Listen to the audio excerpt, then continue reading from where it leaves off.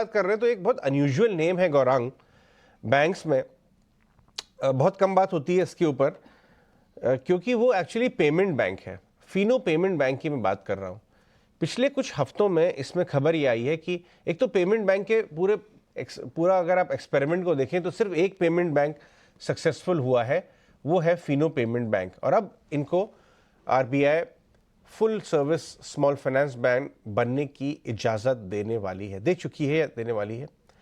और व्यू ये आ रहा है कि जब कोई payment bank full service small finance bank बनता है तो अगले कुछ 2 से 4 सालों में इनमें प्रॉफिटेबिलिटी के बहुत सारे नए आयाम खुल जाते हैं।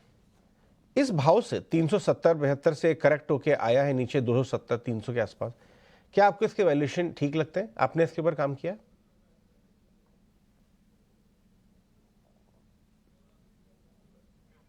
गौरांग अनम्यूट करें प्लीज।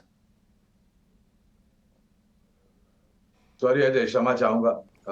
ये इस क्षेत्र के ऊपर मैं बात करूंगा क्योंकि फिनो पेमेंट पर कवरेज नहीं है और हमारे तरफ से काफी कुछ कवरेज है स्मॉल एंड ये जो माइक्रो फाइनेंस या प्योरली पेमेंट बैंक्स का जो एक जमोला है।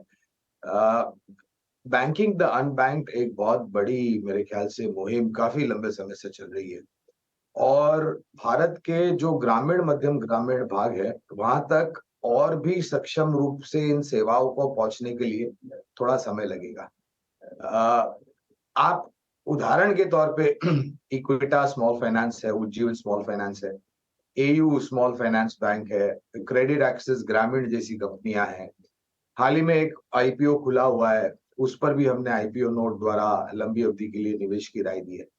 कहने का तात्पर्य है कि जो आप बता रहे हैं अजय, वो सक्षम रूप से मेरे ख्याल से जमीनी स्तर पर लागू होने की पूरी पूरी संभावना है और अलग-अलग और भी मेरे ख्याल से वर्टिकल्स खड़े होंगे इनके पास, जैसे-जैसे इनको अनुमति मिलती जाएगी। तो कारोबार करने के लिए मेरे ख्याल से एक बहुत बड़ी अपॉर्चुनिटी है। आपने अच्छी बात बोली। ईएसएफ स्मॉल फाइनेंस बैंक का आईपीओ खुला हुआ है। गौरांग, एक क्विक फॉलो अप, आपने इसके ऊपर आईपीओ नोट निकाला है? मैं देख रहा था कि सारे स्मॉल फाइनेंस बैंक्स के कंपैरिजन में इसका वैल्यूएशन मुझे काफ़ी नीचे नज़र आया। 1.2 टाइम्स कोई और स्मॉल फाइनेंस बैंक दिखाई नहीं दिया। क्या ये सही है? क्या नज़रिया सही है? क्योंकि पिछली बार भी जब किसी स्मॉल फाइनेंस बैंक ने, उत्कर्ष ने शायद अपने आप को, जो बनारस की कंपनी है, उन्होंने राइट प्राइस किया तो बड़ा अच्छा पैसा बना रिटेल इन्वेस्टर्स का। इससे भी क्या उम्मीद नजर आ रही है?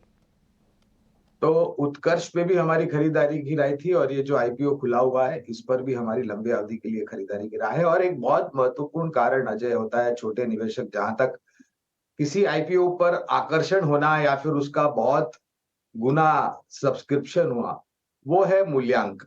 अगर आप ज्यादा महंगा आईपीओ लेकर के आएंगे तो लोग उसको पसंद भी नहीं करेंगे और दूर रहने की कोशिश करेंगे।